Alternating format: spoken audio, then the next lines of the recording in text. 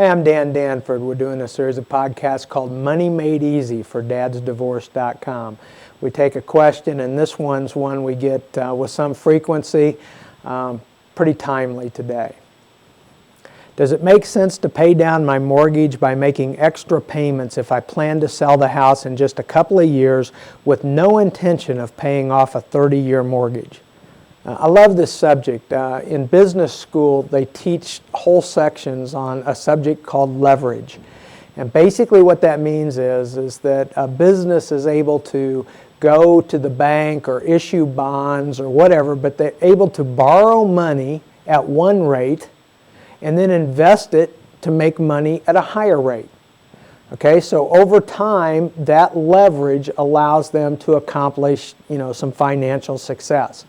The truth is that there aren't a lot of leverage opportunities for most families.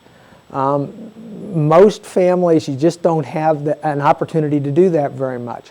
The one area where leverage can work for you is in real estate, because truthfully, most of us can borrow money pretty inexpensively to buy a home.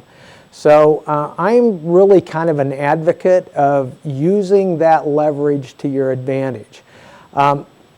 Today's a great time to look at it, mainly because it's the lowest interest rates we've seen in decades. Okay, I helped my mother, this ought to tell you, I helped my mother refinance some real estate not too long ago. And as I was sitting and talking to her about it in the closing office, I said, Mom, you and Dad you didn't see this low of rates when you bought your first house back in the 1950s. And it's true. These are the lowest rates that we have recorded. So it's a great time to buy real estate. Now, what most people don't understand is there's an opportunity cost that comes when you pay extra payments on your mortgage. Okay, everybody looks at a mortgage and they say, well, if we pay it off faster, then we'll save X number of dollars in interest.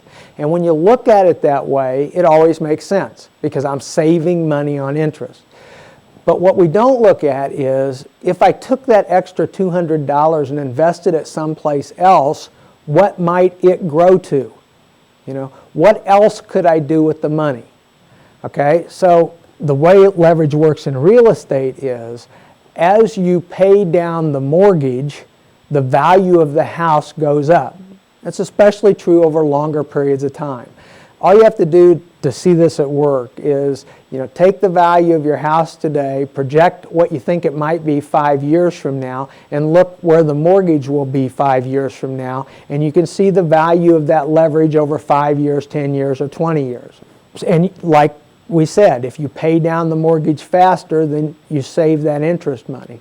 But at the same time, you can project on the side, you can say, okay, if I took that same $200 a month that I was going to pay early and put it in a growth stock mutual fund, okay, what will it grow to in 5 years, 10 years, or 20 years out, okay? Most times, because stock market type investments or even a balanced portfolio will grow at a higher rate than what your mortgage is costing you, you will accomplish more by doing that. In other words, the opportunity cost of that extra $200 a month is that you aren't making what you might in some other investment. And that's not a number that you ever see when people talk to you about saving interest on your mortgage. Okay, so that's what I would say is that anything you can do to enhance your financial situation makes good sense. For most people, paying off the mortgage early, it may make some financial sense, but it isn't always the thing that makes the most financial sense.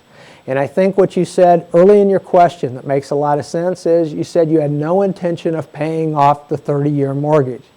I don't think that's a bad approach, actually, and I don't think that paying more money towards the mortgage will help you accomplish more in the long run.